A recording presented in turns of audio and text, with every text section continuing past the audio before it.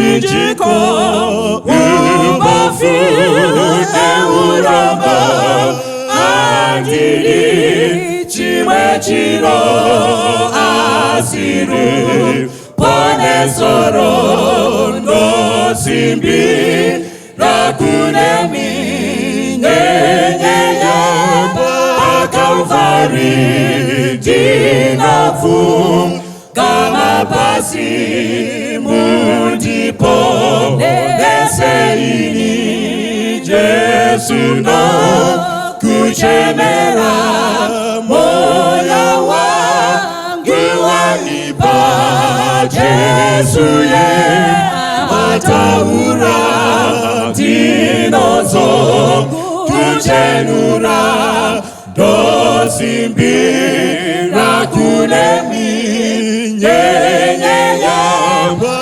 Calvary dinafum kama pasi mundipo neseini napaje sekunemi jiraje seje pasi moyoje nemuwiri uwewe yunarini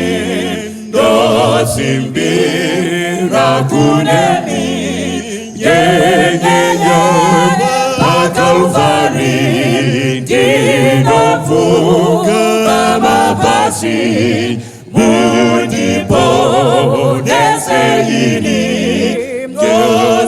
dosimbira kunemi yuneji tizonjenyu shinona rapaini neropa rora Kristu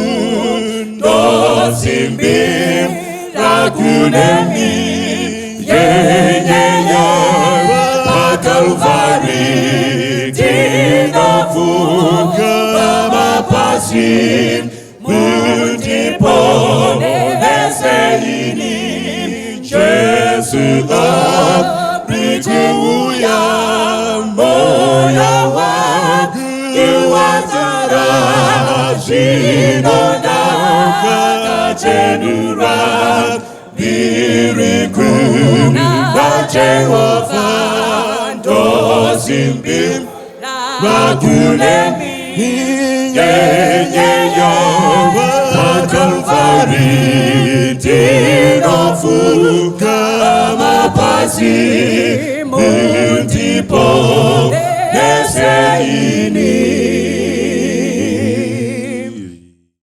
umtewera kweseko naziza kumusibira gotonera kundizira pamchinjiko we Calvary Yesu anditungamira Rendorese nguwazese Aisha Maria idi Dinatondera Calvary Nofarira mtemo wake Nodanditungamire Rundo rwake rwakanaka Rwayereswa pa Calvary Jesu anditungamira Urengorese nguwazese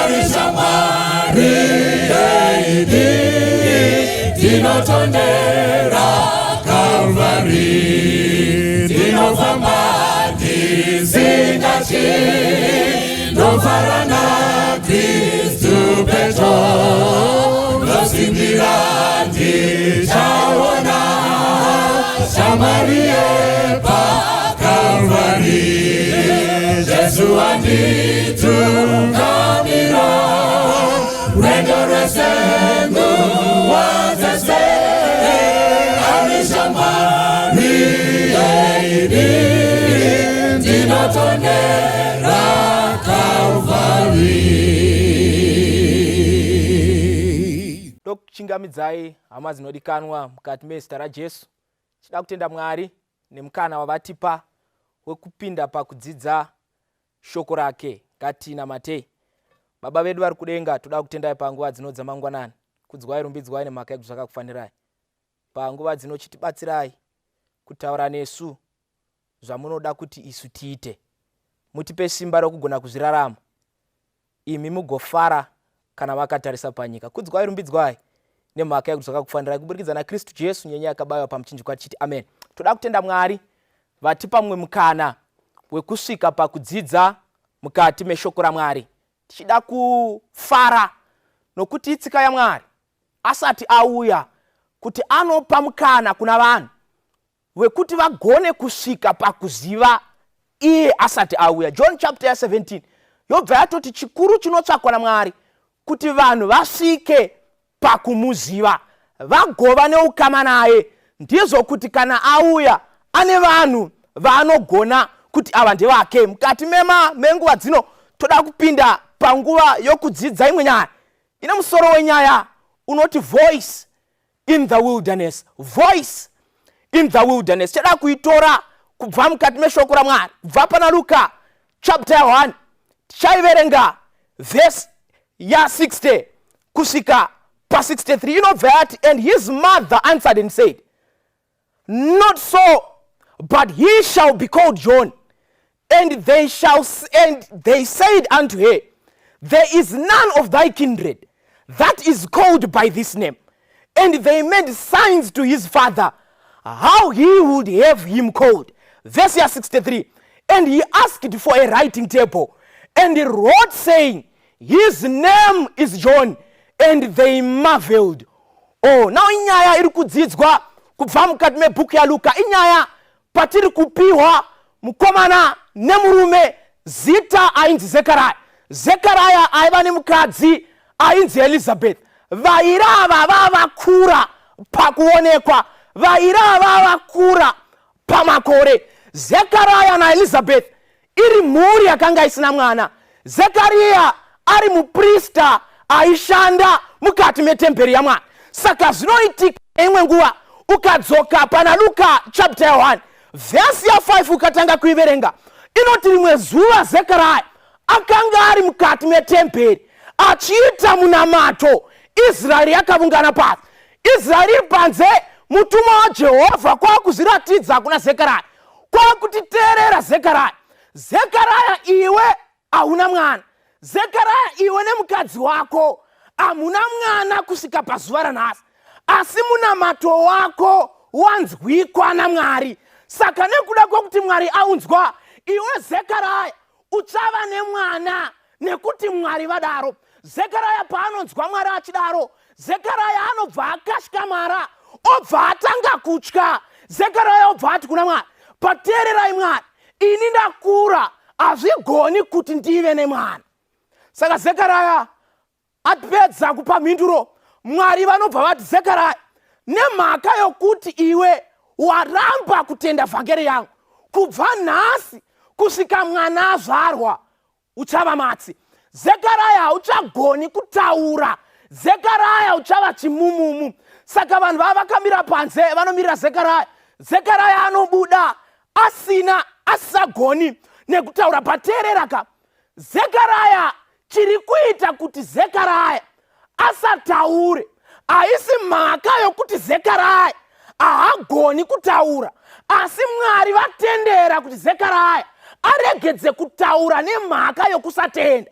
Zekaraya ari kukanganwa pfungwa yokuti nyaya yokuitwa kwemwana wakura haina kutanga naye. Nyaya yokuitwa kwemwana munhu akura yakatanga shure kuna Abrahamu. Saka Mwari vakatendera Abrahamu kuti agokwanisa kuita mwana apa zera rokukura, as an example to Zekaraya, kuti even the elderly vanogona kuita mwana kana Mwari ataura.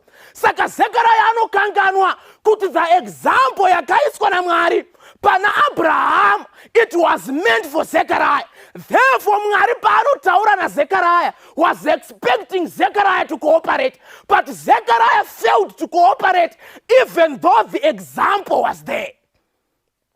Saka Mwari vari kutendera kuti Zekaraya honavo Abrahama kana wadzidza ukama hwake rimwe zuva pazinokuwira hazvinetse kutenda. But Zechariah apiwa example, he continues to doubt simba raMwari. Saka bhaibheri shoko raMwari rinoti nemhaka yekuti Zechariah aramba kutenda Mwari akabva ava munhu asingagoni kutaura. Teererai hama dzangu, mukati meupenyu hwatinorarama even today, God allows other situations kuti dzivire vanhu isu tichiona, kwete nekuti takangwara, asi musi wazvinotiwirawo tine vanhu vekureferensa navo. Mwari anotendera mukati meupenyu hwanhasi kuti vanhu vapinde muaccident, vamwe vofira passport, iwe wabuda uri mupenyu, kuti rimwe zuva kana vekwako vapindawo vakafira passport, unoziva kuti pana akambowirwawo. Mwari unotendera other situations dziitike kuna vanhu, kwete nekuti Mwari akavavenga, but sometimes God makes other situations to be examples to us, kuti kana tasvika pazviri tine vanhu vatinogona kureferensa. Saka Abraham kuita kwake, it became an example and a witness against Zechariah. Mwari ari kutiteerera Zechariah pazvakaita kuna Abraham. Iwe wakazviona, iwe wakazvinzwa, iwe wakazviziva, but zvauya kwauri ko unokonewa kutenda nei? Mwari anotendera kuti vamwe vana vafirwe navabereki pakuzvarwa, iwe vako varipo, kwete nekuti vako vakangwara. But God is preparing you so that when the situations comes to you, une vanhu vaunogona kutenda navo kuti zvakavawira vakakunda. Saka Zechariah anobva adhauta. Zechariah adhauta anobva aita chimumumu. Aita chimumumu Zechariah for quite a long time. Mwana anoramba achigadzirwa mudumbu, mwana anosvika pakuzvarwa. Na mwana azvarwa, Elizabeth apona, Mwari vanobva vati chiteerera, after 8 days enda nemwana anodzingiswa. Mwana kwakuenda kwakubva adzingiswa. Mwana adzingiswa, bhaibheri shoko raMwari rinobva rati pavhesi ya60, mai vanhu vakabva vaungana vakati mwana achapiwa zita rokuti Zechariah.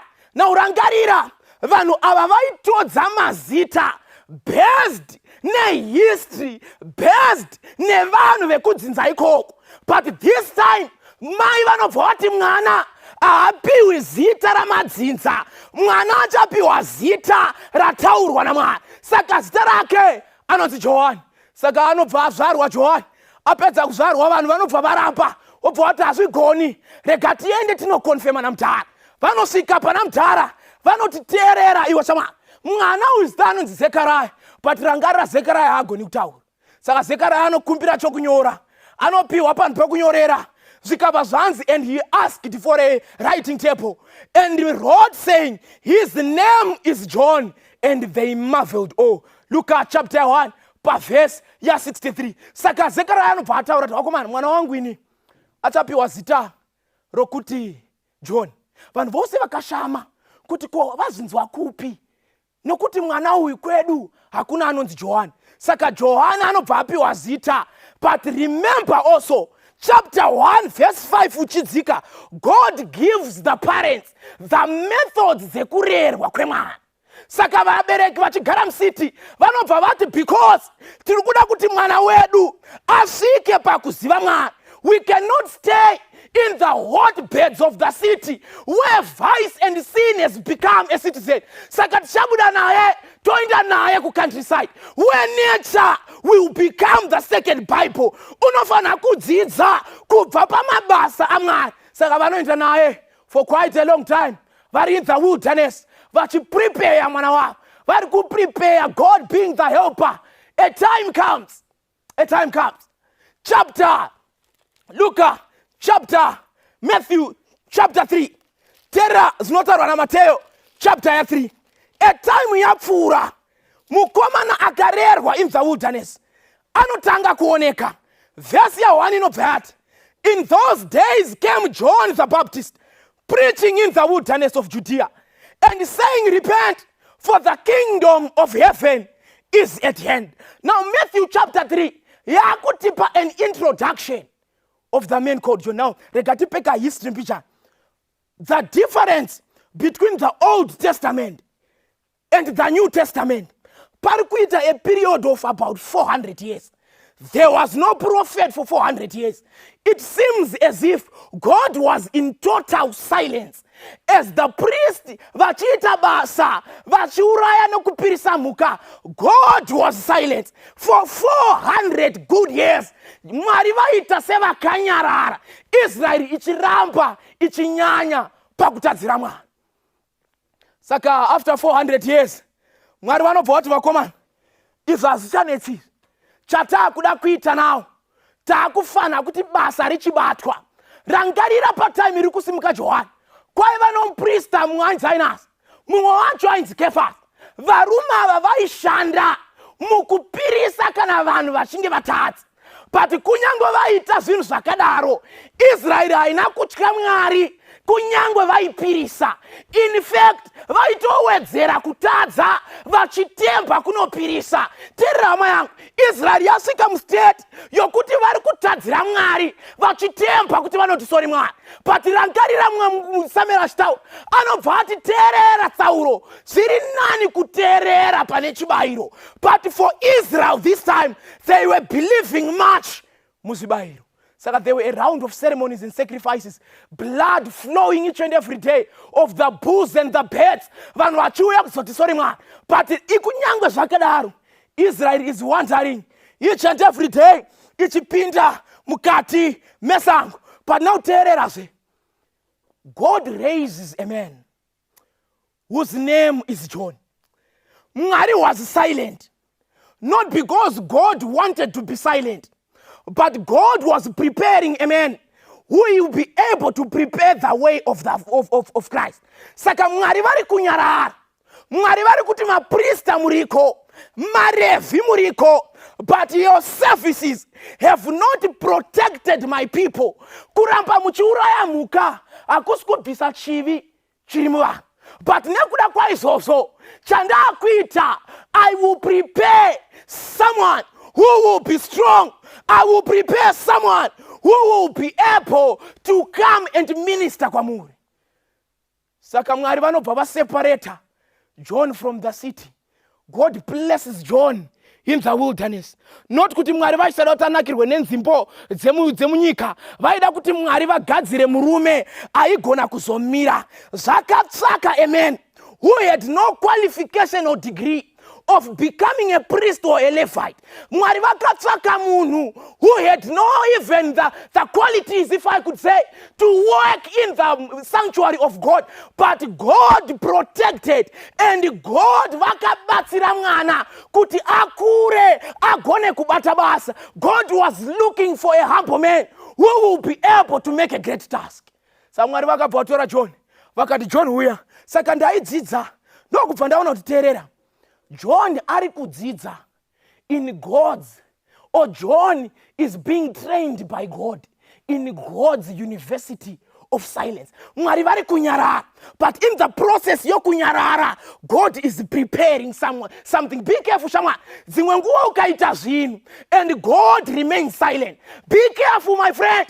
Ukaba ukabudirira, dzimwe nguva wakaba parengi, ukamhanyiswa navanhu ukatiza, ukapona ukasvika kumba, ukazirova dundundu, ukafunga kuti unogona kumhanya. Dzimwe nguva Mwari vanonyarara, not because God does not know, not because God does not care, but God is giving and preparing someone who will be able to come before you and tell you your sins. Kuna vanhu vakaita zvinorova, vapedza kuita zvinorova, vakafunga kuti zvinhu zvavo ndo zvinhu zvakanaka, not knowing kuti God, when he is silent, he is preparing something. Hazvina kutanga naJohn. John akagadzirwa murenje, Mwari vachimufenisha, Mwari vachimubatsira kuti agone kubata basa. Dzidza pana Pauro wari anosangana naMwari achienda Damascus, and God takes Paul, puts him in Arabia. 3 years Mwari vachimushanda for the mission that was ahead. And aunodzidza Jose asati aenda kunoita map, akamboenda via the pit and the prison. And aunodzidza Moses asati aenda kunodzura vana, akatanga aenda kumafuro. God will always take time navanhu vake before he sends them. Ukaverenga bhuku yaLuka, Inoti vakomana, go ye therefore and preach. But before you go, you need to do something. Tarry in Jerusalem. Before you go, first have some time when God will help you, when God will furnish you, when God will prepare you, when God will send you with his power. Saka Mwari, itsika yawo kuti vasati vaita chiro vano prepare someone for the mission that is ahead. Before God sends people, before God sends you, vanotanga vambokudzidzisa, vanotanga vambokushanda kuti iwe kana wabatsirika ugogona kubatsira vanhu. Saka John anotorwa oendeswa into the wilderness. There God starts to prepare a man, starts to prepare a messenger who will be able kuenda kunoona murume. Saka apedza ukaverenga Matthew chapter 3 inozoti, and John appeared at the banks of Jordan achiparidza evangeli, and the whole city flocked, including the priests, kunoona what kind of a man that is preaching the gospel, what kind of a gospel is being preached by the man. Saka Mwari vakatendera kuti nyika yose ibude iende kunoona mukomana achiparidza evangeli. Terera hama yangu, when God deals with you, he is not making any jokes. The gospel he sends you, inoita lure people to Christ so that they might be saved. Saka John abuda, the whole city inobuda yoenda yonoona John. Yapedza kuona John, vanhu vazhinji vanotanga kutenda muna Kristu. Chikonzero nokuti John aiva aparidza. Now tenderei timbotaura shoma pamuchinda unonzi John.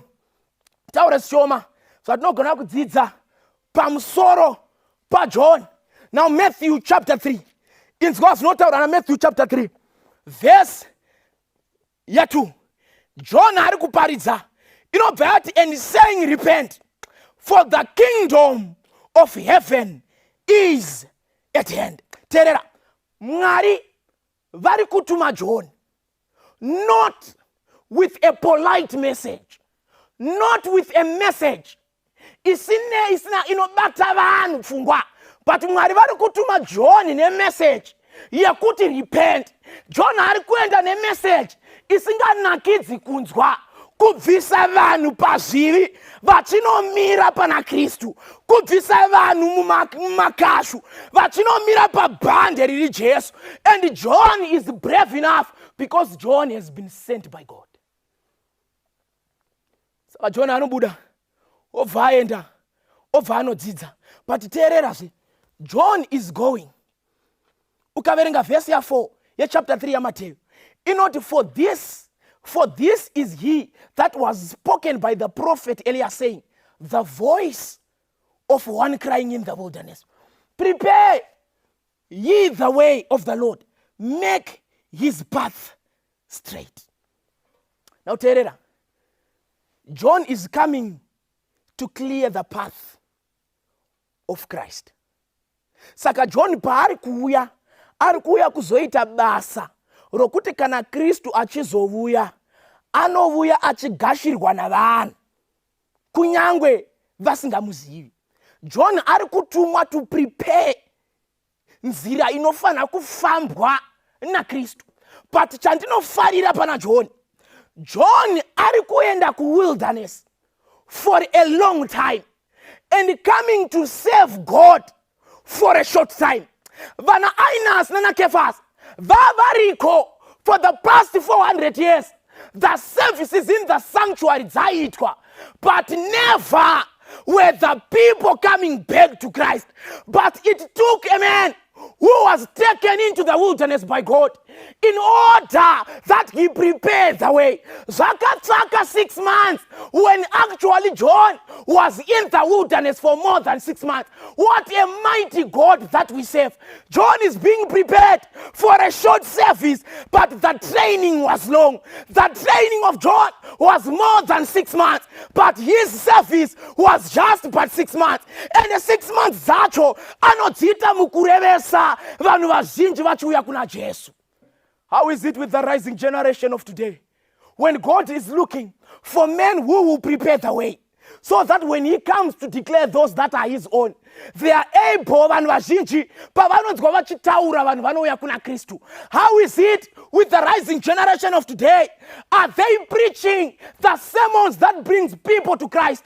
Are they preparing the hearts of the people? Are they turning the hearts of the fathers to the sons and of the sons to the fathers? Zvakatsaga John kuti aende kunobata basa. Mubvudzo una Mwari ndokuti if John turned the whole city kuti iuye kuzoona Jesu, what about today?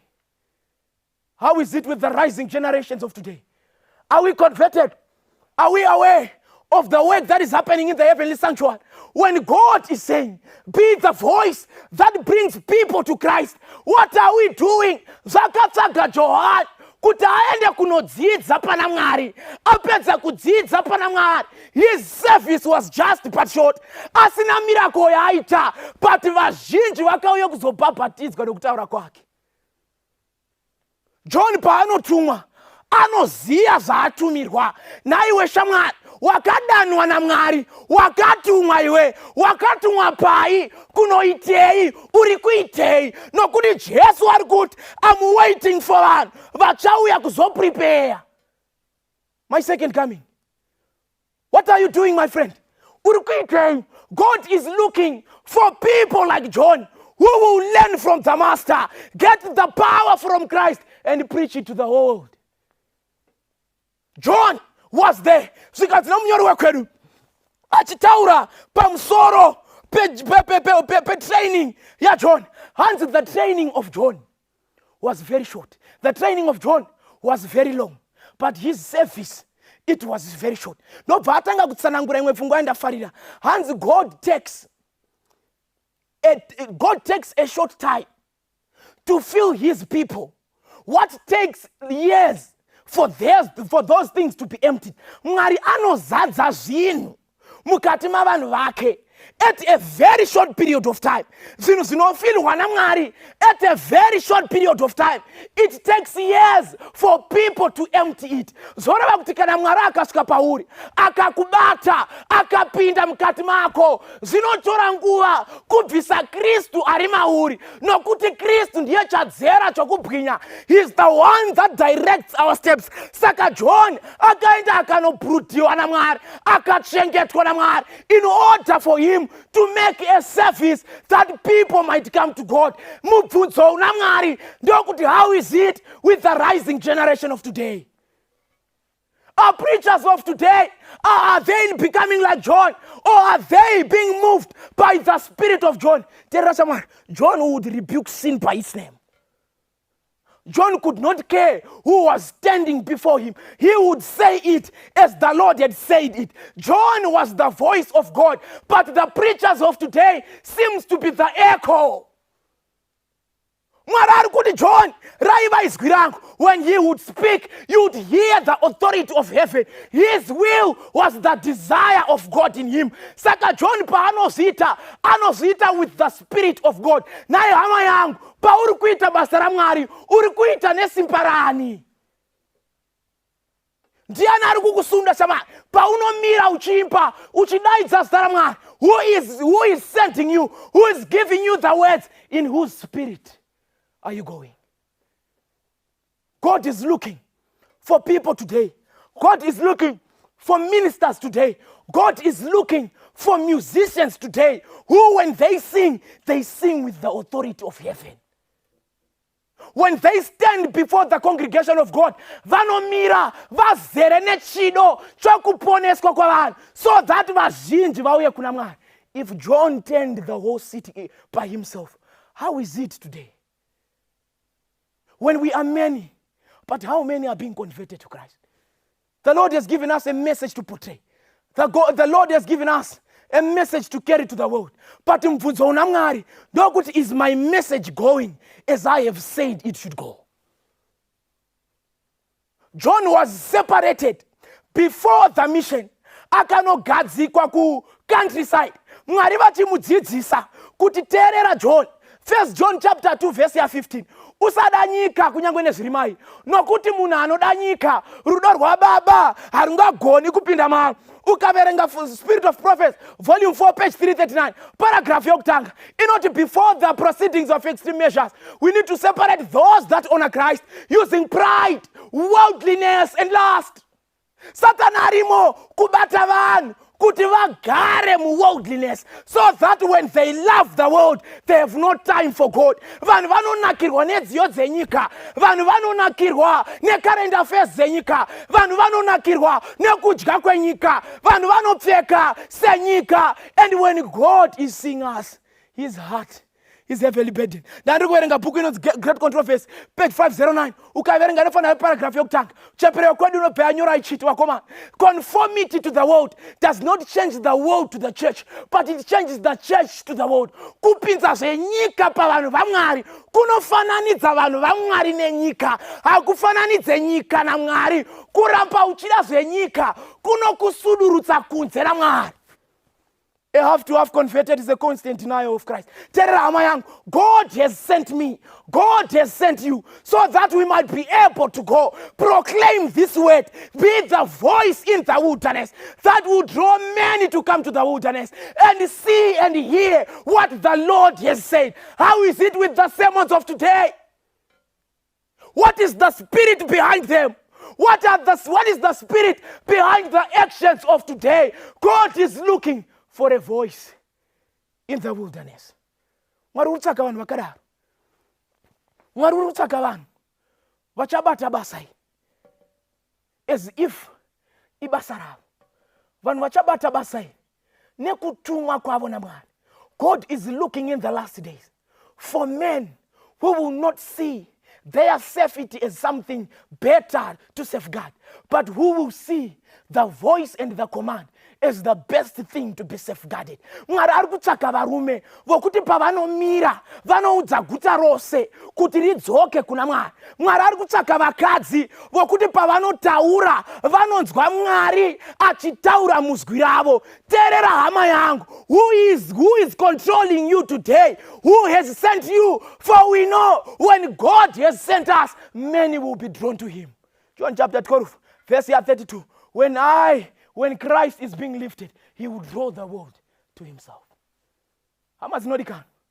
We are living in the last days, antitypical day of atonement, and the hands of the Lord are stretched wide open.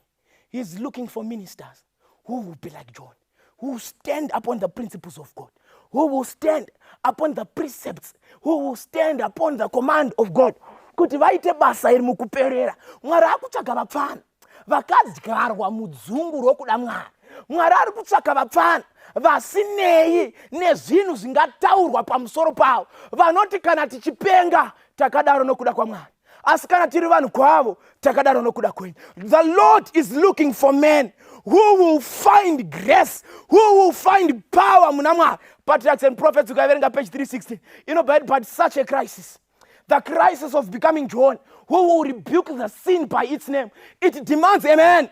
It demands a man whose decisions are firm, who actually does not consider personal safety, who does not consider favors from people, but who will actually give his life for the sake of God. Pakutsvakwa varume vachagona kumira vachiparidza vhangeri, varume vachamirira pazvinhu zvaMwari kunyange zvichitsvaka kuurayisa, vachamira pazvinhu zvaMwari kunyange zvichidzingisa mabasa, kunyange zvinhu zvichivengesa, kunyange zvichiurayisa. God is looking for a voice, not an echo.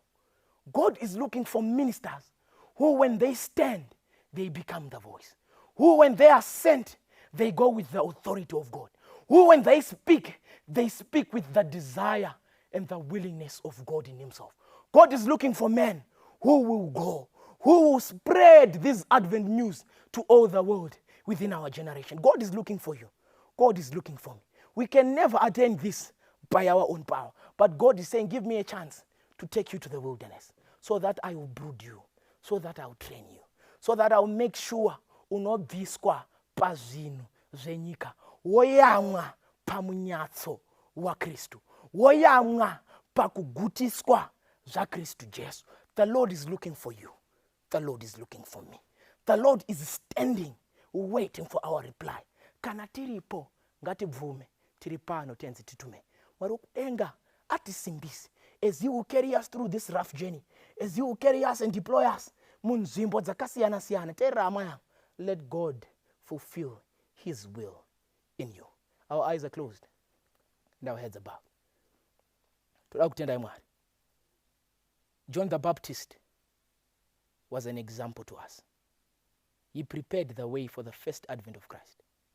And you have allowed us to live in the last days so that we might prepare for your second advent. Jehovah Mwari, tiritega tizukwanisi. Please, can you take us far where you will help us and teach us? Show us the way so that we might have confidence. Mukati mestari. Zvaitwa zvapera Mwari. Kwanaka kudenga. Kuvhomora kwetaro yakavigwa sere kwa makuru. Chishuwo chavanhu vose. Ivai nesu. Mutibatsire Mwari. Kuburikidza naKristu Jesu. Inyenya yakabayiwa pamuchinjikwa. Tichiti amen. Inzwa Jesu odaidza, ndiani osewenza, minda yese yatoiva, ndiani achapowa, tenzi anodaidzira, achazokupatuso, ndiani achapindura, ndiri pano nditume, kana usingabiri nyanza, kana kushumaira, shumaira vahedeni, akakutendereza, kana usiringirosi, kana usipauro, taura rudo rwa Jesu, uti akatifira, kana usiri murindi, parusvingo rweZioni, uchinongedza kudenga, kunova paupenyu, nemina matone zvipo, woita kuda kwake, ungafanane naAron, kubatsira muprofiti, apo mweya iri kufa, tenzi achidaidza, usazoti nemunyope, handikwanisi basa, ita basa ranokupa, farira basa rake, kasika kumupindura, ndiri pano nditume, apo mweya iri kufa, tenzi anolanidza, usazotiwe neunyope, handikwanisi basa, ita basa ranokupa, farira basa rake, kasika kumupindura, ndiri pano nditume, ita basa ranokupa, farira basa rake, kasika kumupindura ndiri pano nditume kasika kumupindura ndiri pano nditume kasika kumupindura ndiri pano nditume.